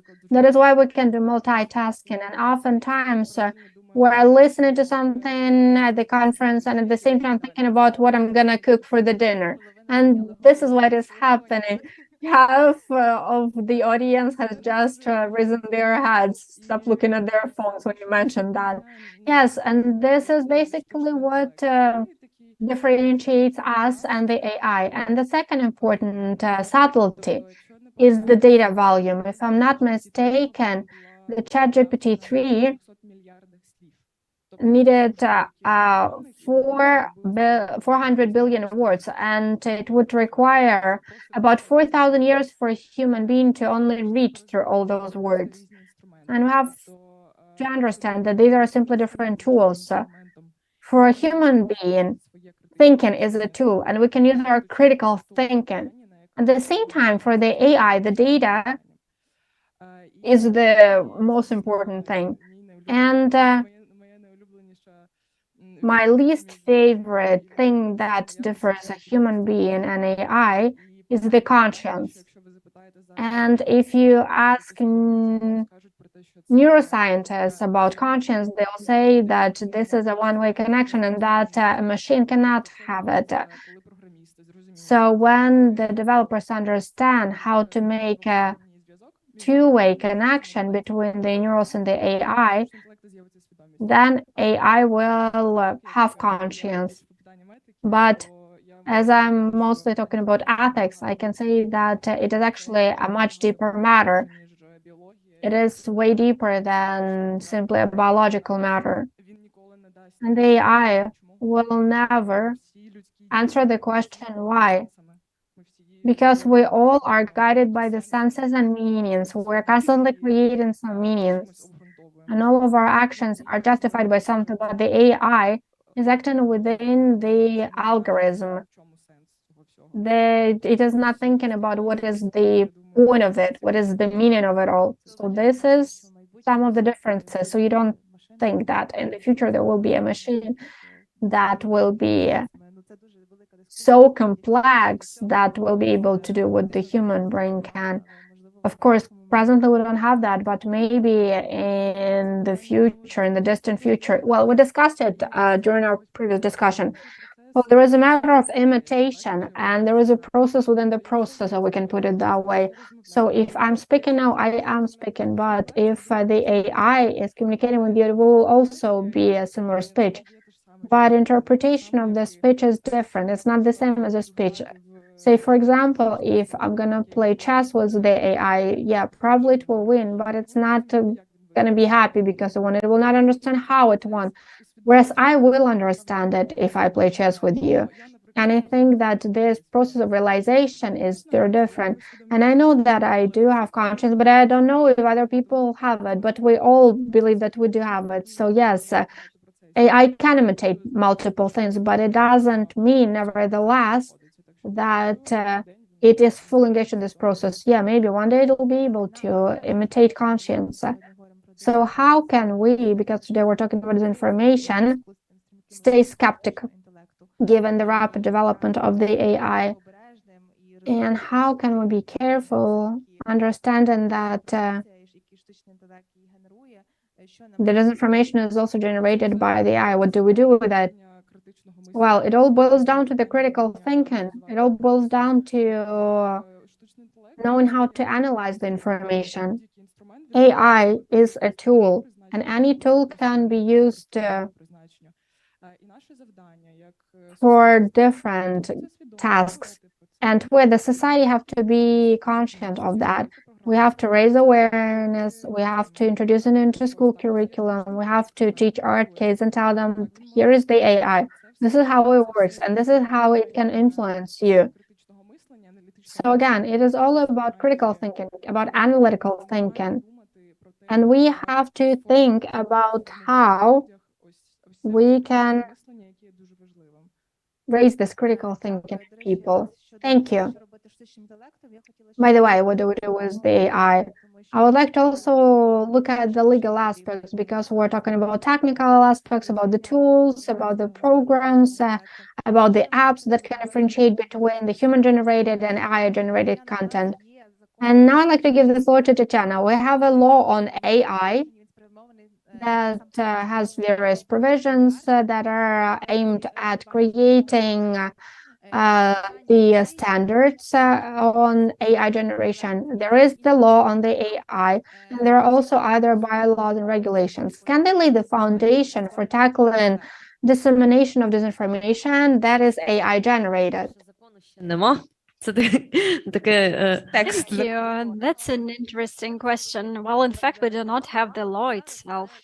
Well, there is just the draft law.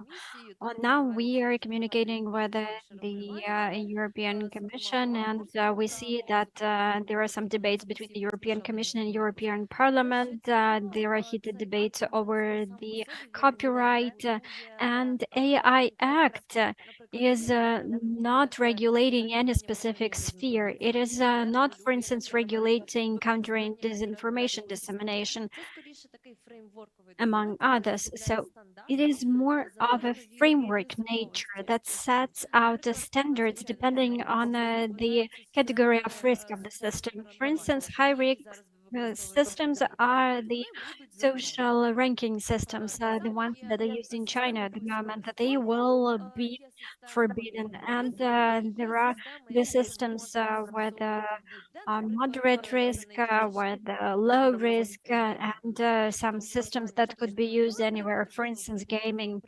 The AI be used while developing some games. What is the problem with disinformation in this regard? Until now, it is not clear where should we put disinformation and countering disinformation? Where is it covered over here? Because these systems could be either high risk if we're talking about electoral period. If some activity is carried out by the authorities, it could be the high-risk category. But the same systems could be used for entertainment. For instance, free face that allows you to put your face on various memes or some frames from movies. This is the system that is not used with malicious intentions. We have a lot of questions to this act, and talking about the specific challenges for Ukraine, in general, AI Act does not give the definition to AI. There is a reference to the annexes, and the annexes contain only the types of technologies that might be used. And for those countries that are not EU members, the implementation might be very difficult because these annexes could be updated regularly, but Ukraine cannot update these bylaws or these annexes because it is not an EU member. Therefore, what should we do if we pass the AI law in Ukraine? Now I'm working at the AI committee at the Ministry of Digital Transformation, and we discussed this issue multiple times. And the conclusion that we have is to wait until the European Union come up with the guidelines on the implementation of this AI Act at the national level. If we do not wait, it could cause a lot of disruption and confusion both in EU member states and outside. And there is an issue of accountability and liability. Yes, that is my following question. What about penalties? Who could be penalized in the case of the use of the AI? AI should be penalized, or who should be penalized? Well, this question is very complicated, and it depends on the specific areas that we are talking about. For instance, if we're talking about Russian propaganda, if there are narratives that are disseminated by the state, we can say that the claims that are voiced at the state level are violating the Convention on Prevention of Genocide, and it entails criminal liability. But if we're talking about natural persons, there is the responsibility under the criminal code. But if we are talking about AI, the situation is more difficult as the system is multi-layered, and we need to fit algorithms in, and we need to look who is disseminating this information. If it's a journalist who is disseminating the disinformation, and I do enjoy blaming and shaming some of national channels in Ukraine who were sharing the biography of Alaskan Char, saying that he was the researcher of American studies. And his biography was generated by ChatGPT, and ChatGPT made a compilation of biographies of all Ukrainian poets and created this summarized text that was used then by journalists as the biography of Ukrainian writer. So journalists have to verify information. This is the responsibility of journalists and editors. And if something is qualified as hate speech and you are posting something on Facebook, or you are making a video for YouTube and you are using AI, and if it is disinformation, basically there will be the individual responsibility. But there are some systems that have certain bugs. For instance, when open source data are used to generate disinformation. For instance, when the existing search engines are used, and then some tags are created, some content are created. And here comes the legal part. There is the institution of regress. In case of defamation, when the dignity of a person is violated, we look for the person who disseminated this information, and it was the journalist, but then the journalist has the opportunity to file the claim of regression, which means that the journalist could lodge a complaint or file a claim against the developer of the system that he or she used in order to generate content. But the question is, who is to be blamed for the fault? Who is to be blamed for the mistake? As to check the system that has billions of data sets, there is a need of another system. But to make sure that this another system that was created only to check this first system doesn't have any flaws, that is a very difficult task. Well, just a quick comment. We were talking about AI Act that could be implemented in Ukraine, that could be basically copied in Ukraine, where Ukraine might come up with its own law. But we are living in the times of war, and we are talking about AI in the times of war. But when the war is over, we will have to tackle many more challenges, as now we are not thinking about these challenges. We are focused on winning over our enemy. But after the victory, we will have to sit down at the table and to discuss the issues of face recognition technologies, for instance. Therefore, do you think we should borrow something from the EU, or should we create something for our country from scratch?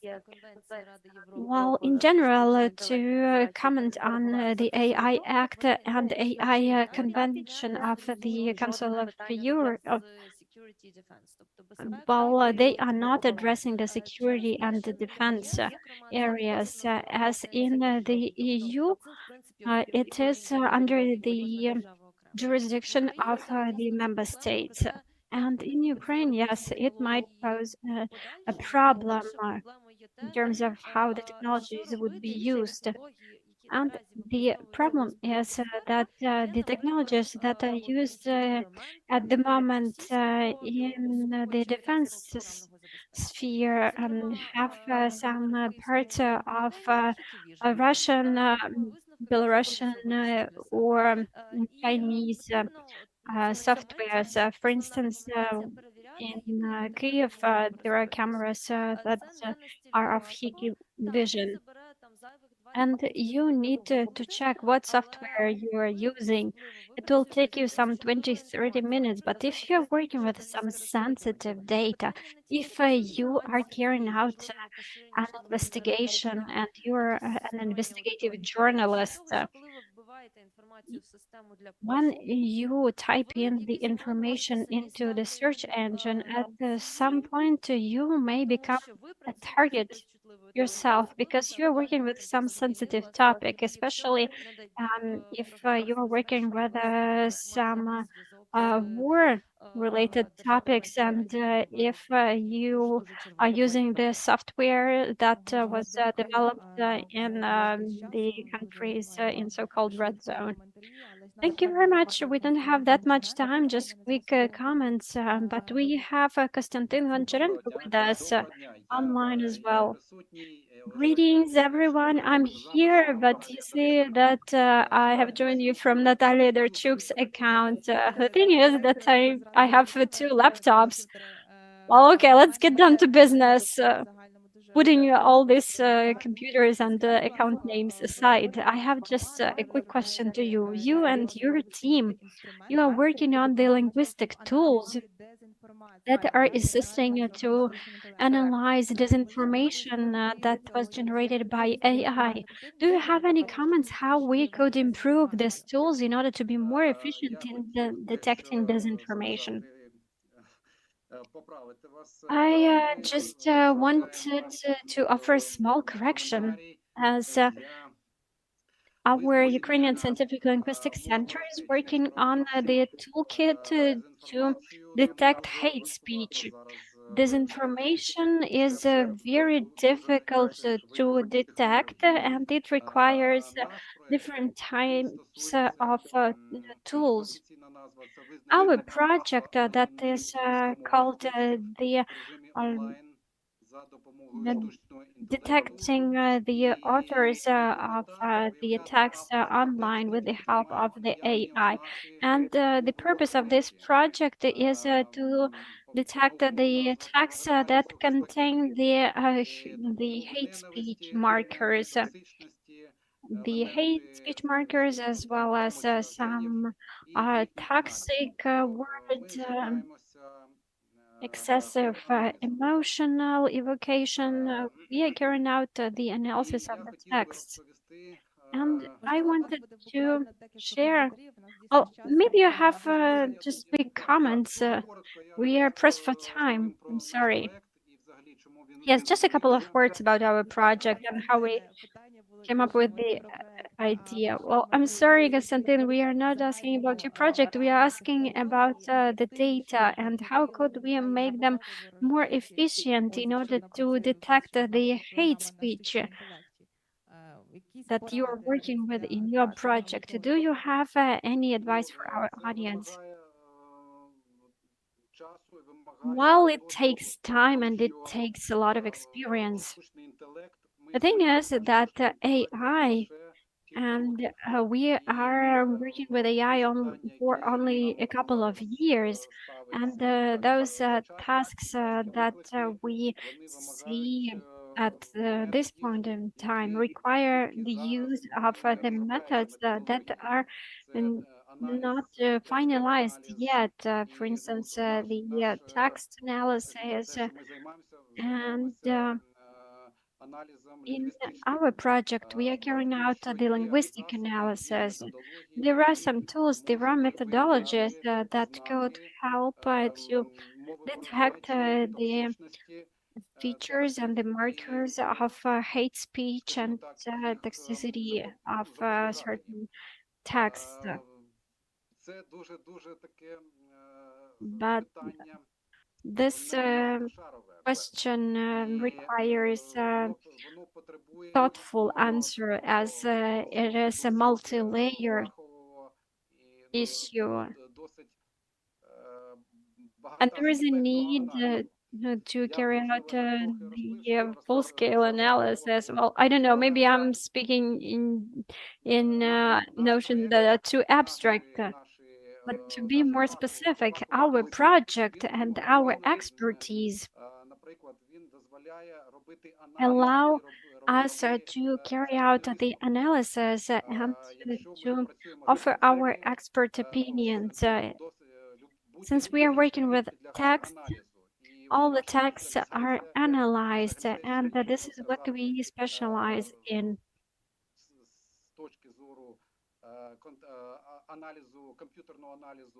And when it comes to the computer text analysis, we are able to detect some markers of hate speech with the use of context analysis. Thank you very much, Konstantin.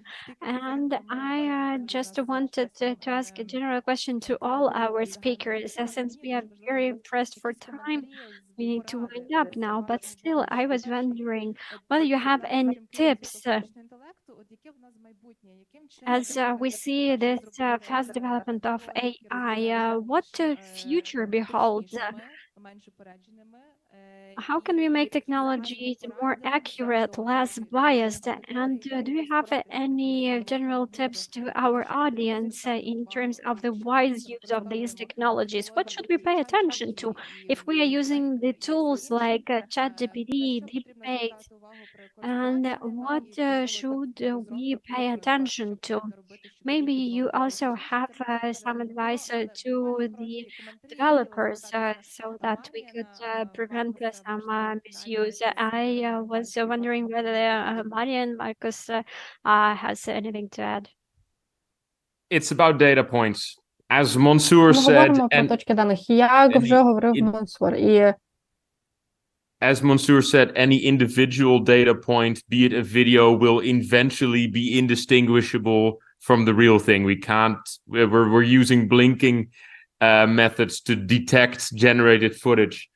But down the line, if we assume we won't be able to tell if this video or this audio clip or this photo will be fake anymore, we go back to how this all started, the basics of OSINT, collecting multiple points of data on the same thing. If this speech matches another recording by another person from another point of view, whether or not it matches a real location or one that's completely fabricated, this is the basis of most propaganda and fake news, and it's a major difference between Russian and Chinese propaganda. Whereas Chinese propaganda picks one lie and sells that one lie everywhere, like they did with COVID, you see Russian propaganda mainly focuses on the fire hose of falsehoods, spreading 50 different kind of lies to drown out the truth. But this is how you also fight modern misinformation, by noting that all your other data points don't match this story. And nowadays we call that AI investigation. We used to just call it investigative journalism, really.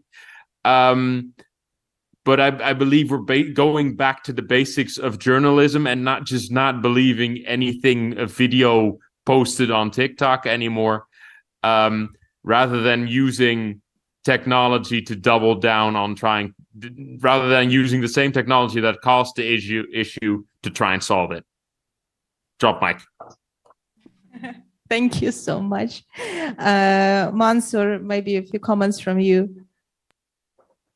Yeah, I mean, I agree with a lot of what Marijn just said. At the same time, I think I am a little bit more optimistic in terms of how tools are going to evolve to help us sort of prevent this sort of fake content reaching viewers. Just some historical precedent from the internet. You know, the internet used to not have any certificates. All the web pages were unencrypted, and your browser would just let you go on them. These days, if you try to go on an insecure website, your browser will stop you. If the website doesn't have a certificate, it won't let you go and see it. I think in the optimistic case, we are going to have the same thing with photos and videos. If the photo and video cannot prove itself, your phone is not going to show it to you. And I would love to see that world. If you're a news organization, if you have an archive, if you are ingesting a lot of content, there are steps you can already take. As I mentioned, we're making tools. There's an open standard that Cambridge and Stanford are releasing probably towards the end of the year. Start integrating that into your toolchain so that you're ready for that transition as it happens. And yeah, as Marijn also said, the time of being able to trust random photos and videos on the internet without any proof associated with them is coming to an end. Great point. Thank you so much. Sending card from Marijn. Євгене, можливо, у вас будуть коментарі щодо цього? Okay, Yevhen, maybe you have some comments regarding this? I agree with this point of view that most probably this battle for detecting what is artificially generated and not is the battle that we're losing. But I believe that the role of the human being in detecting mis and disinformation will continue staying critical for quite some time. And media literacy is the key thing, because as more and more content is generated, more and more fake and malicious content is generated, This kind of tasks have to be effectively crowdsourced. And there probably will be more of this basic fact-checking at the large scale. Yuri? Well, I don't want to repeat what was mentioned previously, but I do agree with what they have mentioned. Let's look into the future. If we look at the fundamental issue with the modern AI that is based on machine learning generalization of patterns and their detection, it lacks one thing, and it is well known. It doesn't understand the world, what we're calling world models. And that is why it might have hallucinations, which we have discussed previously. So it can make up things that do not exist in reality. And also you cannot use AI to generate what has been generated as fake, because these methods were also created like that. So Marvian has righteously mentioned, and I agree that the only way is to check other data points and to see if they correlate with this. But it doesn't mean that in the future we won't be able to create such models that will be consistent, that will contain the world models, and then the fact-checking. Well, we're expecting that it will be way easier, but there will be new challenges, and we do not yet know what challenges those will be. We can only imagine. But what Ivan has said, that the human will still be in the loop. Yes, I do agree with you. Okay, ladies, do you have any comments? Or have we already mentioned everything? Yes, I do agree with what was mentioned. I just think that in terms of how we will coexist with AI, there are two things that we have mentioned. First, AI needs to be transparent. Second, it has to be regulated. So I think that it also concerns disinformation. Yes, to be very, very brief. We have already talked about biases today, and we have to conceptually change the society so that learning from the experience of the society, the AI can be more decent, because we won't be able to create an ideal system because we have imperfect data, imperfect world understanding, imperfect context understanding. For example, if we're talking about recommendations, we have to be very careful with cross-border transfer of technology, not simply because it can be technology that comes from China or other similar regions, but because we might implement technology from the US in Ukraine, and this technology might be shaped for their context, but in our context, most likely there will be multiple challenges. And this is also something that we need to take into account, even when we're trying to fix some ad hoc problems. And I'm not even talking about creating a machine or a system that will have the helicopter view and the futuristic vision of the future. Thank you. Thank you. I agree with everything that has been mentioned, and I would like to once again say that we do have to raise awareness on media literacy, organize this kind of conferences and lectures and meetings to discuss all of these matters, because many people simply are not aware of what the AI is. They are scared and afraid of it. And I have already mentioned, before we start using a machine, we should understand how it works, and then we'll be able to use it in a smart way.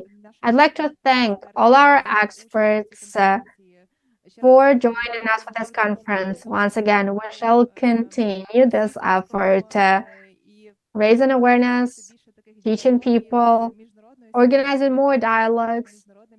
And I would like to thank our international speakers, because we clearly have to engage them. You're unbelievable, guys, and we will continue putting more effort so that we have as little disinformation as possible. Thank you so much.